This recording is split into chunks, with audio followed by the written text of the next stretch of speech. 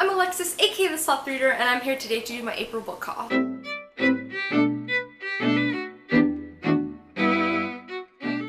So I'm really excited to show you guys everything I bought in April. So starting off are actually books I bought in March, but I didn't receive them until April.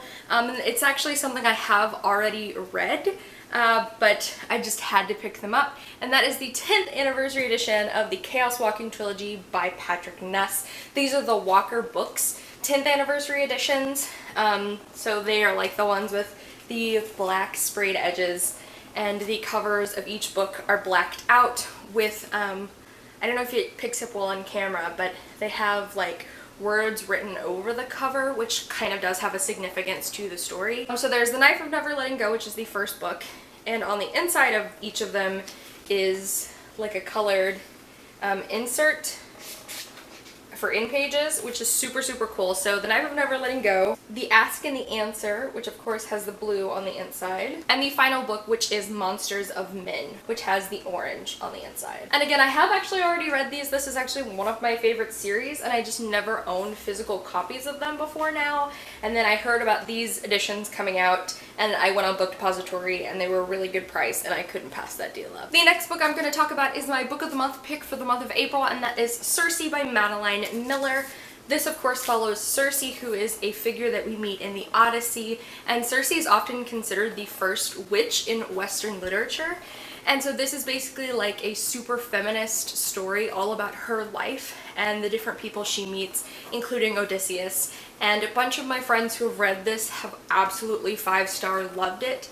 And of course I read Madeline Miller's other book, The Song of Achilles, last month and enjoyed it, so I'm really excited to pick this one up. The next book I'm going to mention kind of is in the same vein as that. I know last month in my wrap-up I mentioned how I was really wanting more ancient Greek historical fiction, so I basically just googled online like good ancient Greek historical fiction, and there was one author whose name kept popping up on like every recommendations list I looked into, and her name was Mary Renault. So I basically decided to go check out her work, and I picked up Fire from Heaven by her, and this is her first book in a trilogy she wrote about Alexander the Great, and this basically follows him from childhood through to his teens and possibly into his early 20s, but it's about him studying under Aristotle, him falling in love for the first time, and also him learning how to be a king from his father. And again, like I said, her name was recommended a lot, so I decided to pick up this one because this is the first of her works that really intrigued me. And so follow picking up Fire from Heaven, I basically just decided to look more into Mary Renault because I had never heard of her before, and I was like, wow, she gets recommended a lot. And I read reviews for Fire from Heaven that said like a lot of her historical fiction is considered to be incredibly accurate. So I was really intrigued, so I went and looked her up, and basically she's my new hero. She was a lesbian nurse during World War II who published almost exclusively queer fiction in the 30s, 40s, and 50s. And she's like my icon now. So following that, I decided to pick up 2 of her contemporary works. The first one is The Friendly Young Ladies, which is basically a lesbian rom-com about this woman who goes to live with her sister, and her sister is actually in love with this other girl, and then like a boy enters the picture, and he's like trying to get all 3 of the ladies to fall in love with him. And essentially this is a lesbian rom-com based on Mary Renault's own love story with her lifelong partner, and I had to pick it up. It sounded like a dream come true. And then I also picked up The Charioteer by Mary Renault, which is evidently considered a work of classic queer fiction. And this basically follows a young soldier in World War II who gets injured, and he falls in love with his male nurse, and it's about him discovering his sexuality and discovering the entire queer culture of the time. I've just heard really good reviews from people who've read this, and the thing that really sold me on this, other than Mary Renault being like a lesbian nurse in World War II to begin with, was that I saw a comment on an Amazon review from a 70-year-old gay man who basically said that this story perfectly encapsulated his experiences, and I was 100% sold. So I'm super excited to read like all of her work now because I feel like she's an icon for me. And I hope I love all of her books because I'm ready to read everything that she's ever written if I love these. The next book I'm going to mention is one I also have already read but I didn't own a physical copy of, and that is The Color Purple by Alice Walker. You guys know I read this book last month.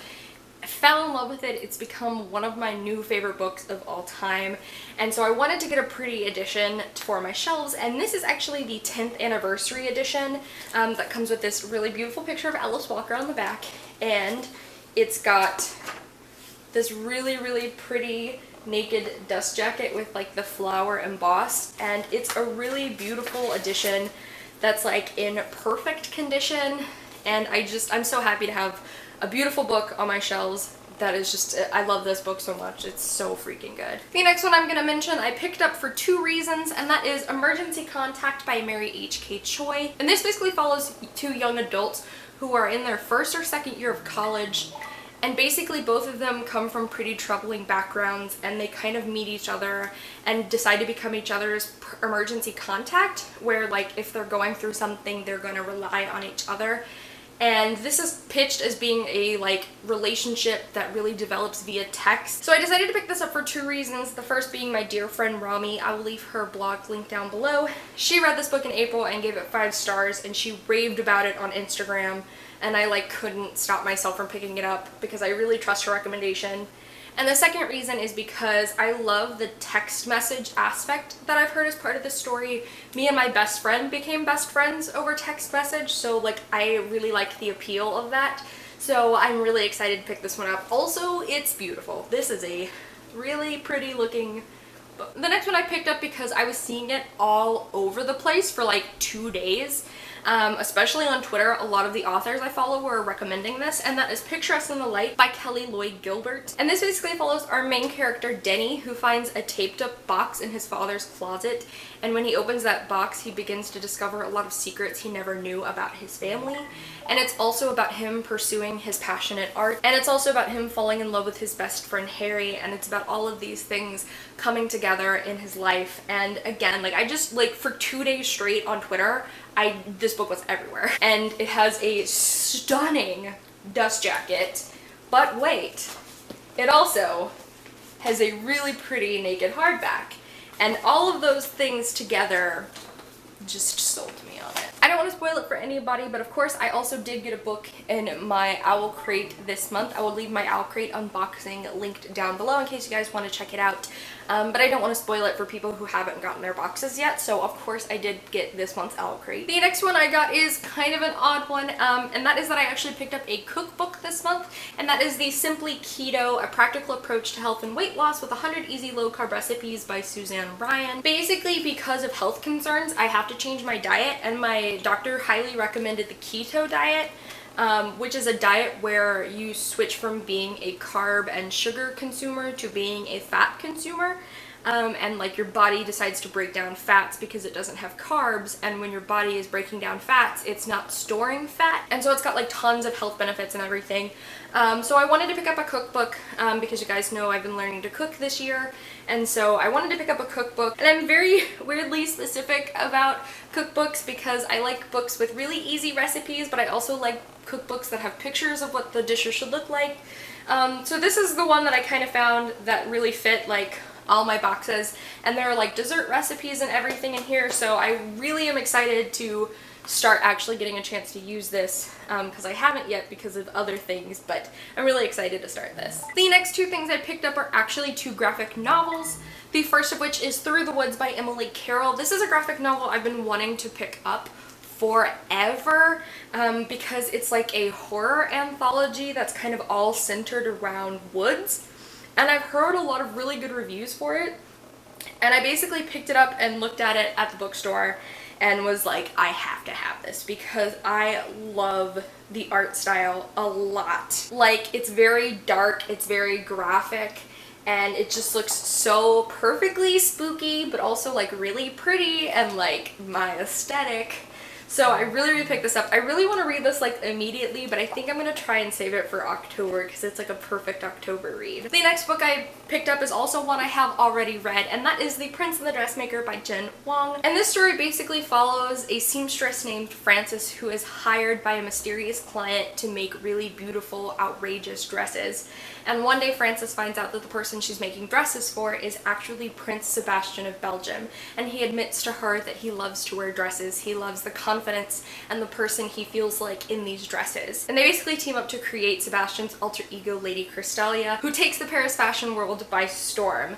But unfortunately, with Lady Crystalia being in the light, it means that Frances and her talent have to remain in the shadows, and she has to choose between her friendship and her loyalty to Sebastian and her own loyalty to her dreams of becoming a famous dressmaker. And this was so cute, and the art style is really cute. I'm gonna try to find one of the ones where you can see Frances's dress, because the art style is really adorable looking, but it's also very colorful that I really, really like. And like seeing the dresses that Frances would make for Lady Crystalia are so pretty and they're so unique. And this was just a really, really cute read. The next book I picked up was a sequel, and that is Before the Devil Breaks You by Libba Bray. This is the third book in the Diviner series, and personally, I really like this cover. I know a lot of people don't really like new covers, but I actually really do, and I absolutely adore this series with every fiber of my being. So I decided, you know what?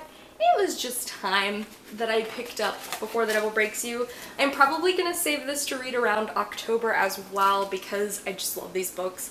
But also, like, I love this series. It's one of my favorite series. But like, if I read this year, it means I'm gonna have to wait forever for the next one to come out. But also, like, I want to read it. So, like, the struggles. And the last book I picked up in April was one of my most anticipated releases for 2018, and that was, of course, Leah on the Offbeat by Becky Albertalli. And I did manage to get a signed edition from Books A Million, which was really, really cool. And of course, this is Becky's last book in the Simonverse, and this follows Leah, who is Simon's best friend, as Leah's going through their senior year together, and she's struggling with drama in her friendship group, drama with her family, and also being a closeted bisexual girl, falling in love with one of her very close friends. And I'm so excited. Like, oh my gosh. I have waited forever for this book to come out, and it's like here, it's in my hands. I can smell it. I can rub my face against it if I want to. Oh my gosh. Also, I'm so here for the wrap of Leah being bisexual and plus sized, and like all my babies in one book again. I'm so excited. Alrighty guys, so those are all of the books I picked up in April. I would absolutely love to know what you guys bought in April. If you like when I do upload videos on Monday, Wednesdays, and Saturdays, and I'll see you guys soon with another one. Bye!